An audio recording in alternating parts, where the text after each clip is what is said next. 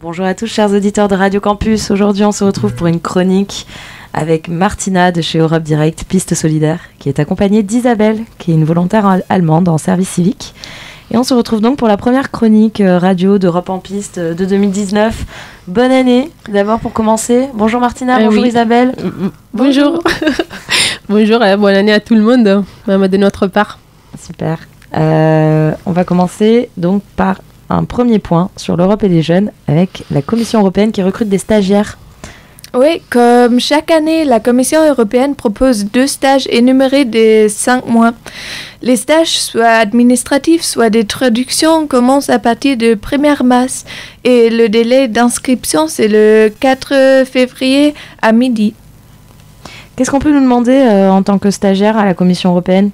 Il y a la possibilité d'assister et organiser des réunions, des groupes de travail, des forums, des audiences publiques, mais aussi de rechercher et compiler de la documentation, des rapports, des consultations et des réponses aux questions. Une autre possibilité, c'est d'exécuter des projets. Qui peut poser sa candidature ? En général, ce sont tous les étudiants du monde entier. Mais il y a quelques conditions. Ce sont donc d'un côté d'avoir un diplôme universitaire sanctionnant au moins de 3 années d'études, mais aussi d'avoir une bonne connaissance d'anglais, du français ou de l'allemand. La Commission demande au niveau C1 ou C2 et une très bonne connaissance d'une autre langue officielle de l'Union européenne. Ok, qu'est-ce qu'ils attendent de nous ? On attend une ouverture aux questions européennes et un intérêt pour l'apprentissage des méthodes de travail de la Commission. Un autre, c'est bien quand vous avez une volonté de travailler dans un environnement culturel et la contribution du travail quotidien à l'aide d'un point de vue nouveau. C'est important aussi d'avoir une attitude proactive. Qu'est-ce que ça peut nous apporter de faire un tel stage ? Vous pouvez gagner la connaissance de l'Union européenne quand vous pouvez vous familiariser avec les procédures et les politiques des institutions. Une autre chose que vous pouvez apporter, c'est une expérience pratique parce que vous pouvez participer au travail quotidien de la Commission. Si vous êtes intéressé, posez votre candidature sur le site web de Commission européenne jusqu'au 4 février à midi. À préciser, en fait, que ce n'est pas la seule session de l'année. Il va sûrement avoir une seconde session. La date limite, ce sera à la fin du mois d'août pour des stages qui commenceront après ensuite en octobre. Donc, la Commission européenne propose effectivement 2 sessions, donc 2 moments différents dans l'année des recrutements. Mais elle n'est pas la seule institution en effet qui fait ça.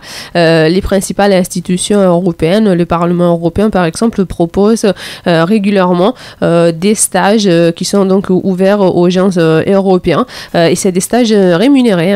C'est des stages rémunérés qui peuvent aller de 3 jusqu'à 5 mois maximum. Donc pourquoi pas ? Ça peut vraiment faire une expérience remarquable, une expérience professionnelle et interculturelle remarquable. Et reconnu. Aussi, bien évidemment. On va maintenant parler de l'actu que vous n'auriez pas vu et tu vas nous parler de la Roumanie, Martina. Eh bien oui, alors je vais vous parler de la Roumanie. Pourquoi ? Alors déjà, on rappelle, la Roumanie a rejoint l'Union européenne en 2007 et depuis 2007, la Roumanie est en ce moment président pour la première fois. Président, elle assure la présidence du Conseil de l'Union européenne. Elle assure cette présidence à partir du 1er janvier et elle y restera jusqu'à la fin du mois de janvier. De juin. Donc pour les 6 prochains mois. Donc elle va assurer cette présidence. Donc ça veut dire qu'elle va en fait présider Il va définir les ordres du jour, les programmes des réunions du Conseil de l'Union européenne. On le rappelle, déjà, les conseils de l'Union européenne, c'est l'une des institutions principales qui intervient dans les processus des décisions au niveau européen. C'est en fait l'institution qui reçoit la proposition de loi qui est faite par la Commission européenne et qui va ensuite voter conjointement avec les parlements européens la proposition de loi. À savoir qu'il est composé des ministres des États membres. Donc, ce n'est pas à confondre avec les conseils européens ou les conseils de l'Europe. Les conseils de l'Union européenne, c'est l'ensemble des ministres des États membres qui se réunissent et qui travaillent donc par domaine d'intérêt, par domaine d'intérêt. Donc, pour faire un exemple, quand on parle d'économie, des finances, ce sont tous les ministres des ministères d'économie et des finances qui se réunissent pour pouvoir discuter de l'ordre du jour. C'est par exemple les conseils ECOFIN. Quand on parle d'environnement, ce sont alors tous les ministres de l'environnement qui se réunissent pour pouvoir discuter des sujets qui sont à l'ordre du jour. Et donc, c'est la Roumanie qui assure cette présidence. C'est une présidence qui est assurée à tour de rôle par tous les États membres. Pourquoi ? Parce qu'on veut quand même garantir une implication directe des États membres à la présidence de cette institution. Cette présidence arrive en fait après la présidence de l'Autriche.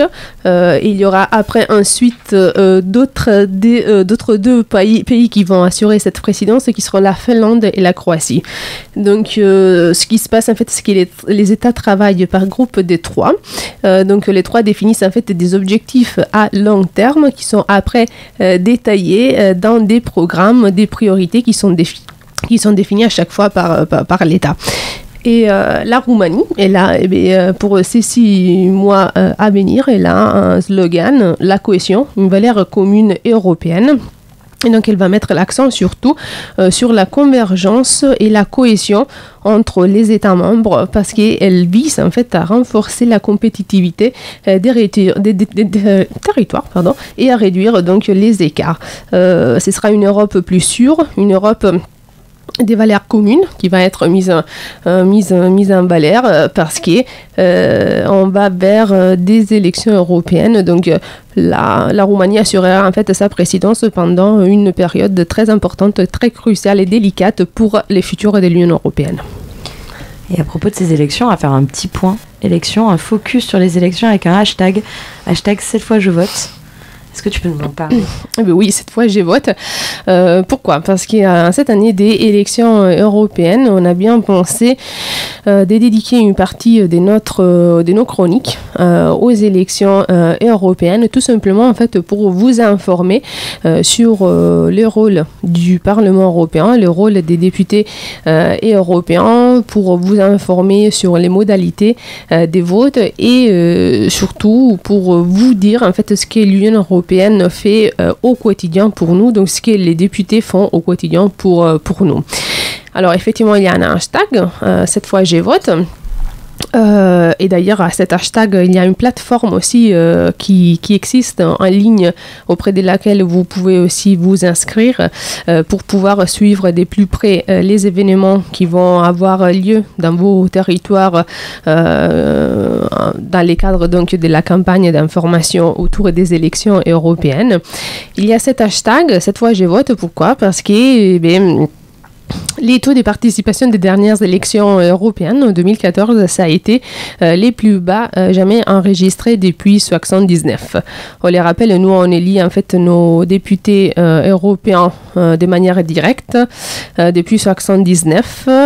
Et bien, lors des dernières élections européennes, c'est seulement les 42% des citoyens européens qui a participé au niveau européen.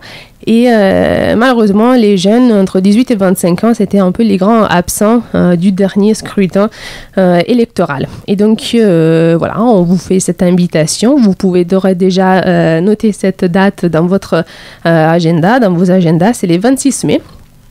À savoir que les élections européennes au niveau européen vont se dérouler entre les 23 et les 26 mai et qu'après chaque pays mettra en place en fait les scrutins selon des modalités des votes qui sont propres au pays. Par exemple, la France, il y a 5 ans, on avait voté par circonscription électorale et ce sera quelque chose qui ne se représentera pas pour cette année. En fait, on aura une seule liste nationale. Donc, c'est par exemple des modalités des votes qui changent en fonction du pays. Un dernier mot peut-être sur les parlements européens, mais on aura sûrement la possibilité d'en reparler d'ici jusqu'à la fin du mois de mai. Pourquoi il est important d'aller voter pour cette institution, pour les parlements européens? Parce qu'il a quand même des pouvoirs qui sont importants. Donc tout d'abord un pouvoir législatif. Comme je disais tout à l'heure, il vote conjointement avec les conseils de l'Union européenne et les propositions de loi qui sont faites par la Commission européenne. Donc, beaucoup de règlements et des directives qui existent au niveau européen sont votés par le Parlement européen, par les députés. Ils vont avoir un pouvoir des contrôles, notamment envers la Commission européenne et les commissaires européens. Il faut s'imaginer en fait un peu la Commission européenne comme l'exécutif. Et donc les commissaires européens vont passer un entretien, si vous voulez, avec les parlements européens du moment où ils sont désignés par le président de la Commission européenne.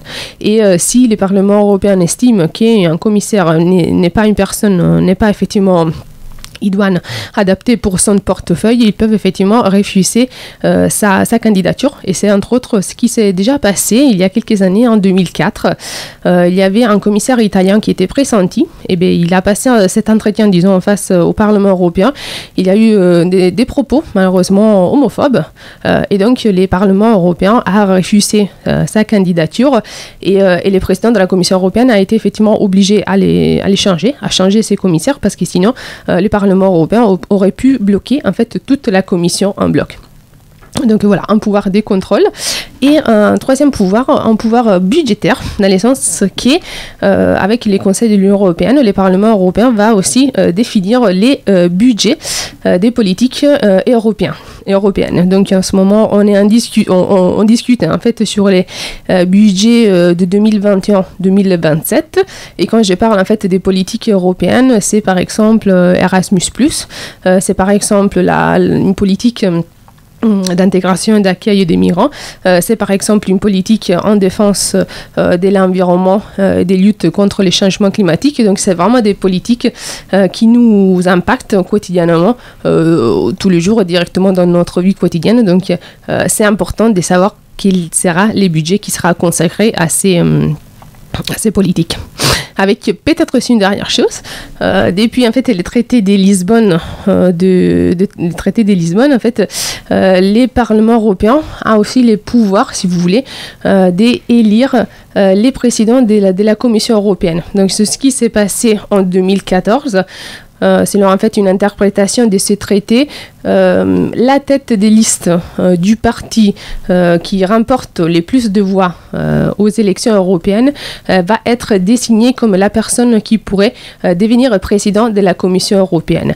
Alors, il n'y a pas, disons, un automatisme réel entre les partis qui gagnent et donc la tête des listes et la présidence de la Commission européenne. C'est quelque chose que pour ces scrutins électoraux, le Conseil européen l'a précisé. Mais il y a quand même une possibilité. Les parlements européens participent avec les autres institutions aux décisions de la vie politique européenne. Donc c'est quelque chose qui nous impacte et qui nous concerne tous. Et par rapport au Brexit, du coup, il y a des changements par rapport à la Commission européenne ? Parlement européen. Pardon. Et par rapport au Brexit, ça a des changements sur le Parlement européen ? Eh bien, potentiellement oui, parce que jusqu'à présent, les députés européens sont 750, plus un président. Et donc, dedans, il y a bien évidemment les députés britanniques. Si en mars, comme théoriquement a été prévu jusqu'à présent, le Royaume-Uni sort de l'Union européenne, on ne va plus avoir des députés britanniques. Et donc, le nombre des députés peut potentiellement se réduire à 705. Toutefois, on ne sait pas encore vraiment comment les choses vont se passer, parce que je pense que vous avez dû suivre l'actualité. Theresa May a fait voter les deals qui a été négocié avec les institutions européennes la semaine dernière par son Parlement, mais ça a été refusé. Et donc, il y a des possibilités, des chances que la sortie du Royaume-Uni soit reportée après peut-être les élections européennes. Et donc, à ce moment-là, on sait pas vraiment comment on va faire parce qu'on se pose effectivement des questions sur est-ce qu'on va élire aussi des députés britanniques mais qui resteront pas jusqu'à la fin du mandat. Donc ce sont vraiment des questions qu'on se pose en ce moment à Bruxelles. Et c'est assez, ça paraît assez fou d'aller demander aux Britanniques d'aller voter pour quelque chose dont ils ont demandé à partir. Quoi. C'est exactement ça. Ouais, c'est plus compliqué que prévu apparemment d'en sortir. On va faire maintenant un point à propos d'actualité. On va rester sur les actualités. On va parler de l'agenda du mois. Qu'est-ce qui va se passer ce mois-ci, Isabelle ? Moi, j'ai pris 3 événements avec moi que je veux vous présenter. 7 janvier, nous célébrons un jubilé. Il y a exactement 20 ans que l'euro était introduit. Un autre événement concerne aujourd'hui. Le 22 janvier, c'est la journée franco-allemande. L'histoire sur ça, c'est une histoire de l'amitié. Il y a 45 ans, après la fin de la Seconde Guerre mondiale, que la France et l'Allemagne ont transformé les conflits passés dans un moteur de la paix en Europe. Ils ont compris que le traité politique et des accords commerciaux ne seraient pas suffisants pour réconcilier leur peuple de façon permanente et de partir de zéro. Alors, le président français, Charles de Gaulle, et le chancelier allemand, Konrad Adenauer, souhaitent d'avoir une amitié vide de contacts et de rencontres. Le 22 janvier 1963, il signe le traité de l'Élysée qui inaugure Il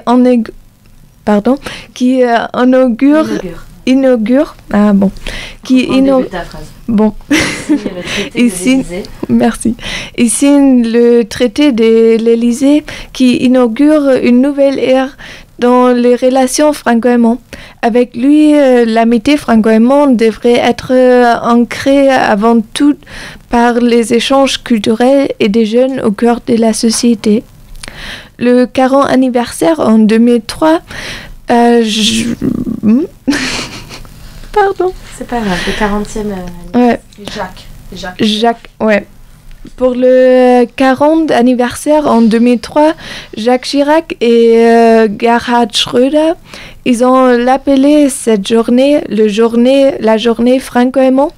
Et il y avait beaucoup d'initiatives pour rapprocher des jeunes des deux pays. Pendant cette journée, il y a beaucoup de choses pour représenter des relations bilatérales, mais aussi la publicité pour la langue partenaire. En plus, il y a des informations sur les programmes d'échange et des possibilités d'études et d'emploi dans les pays partenaires.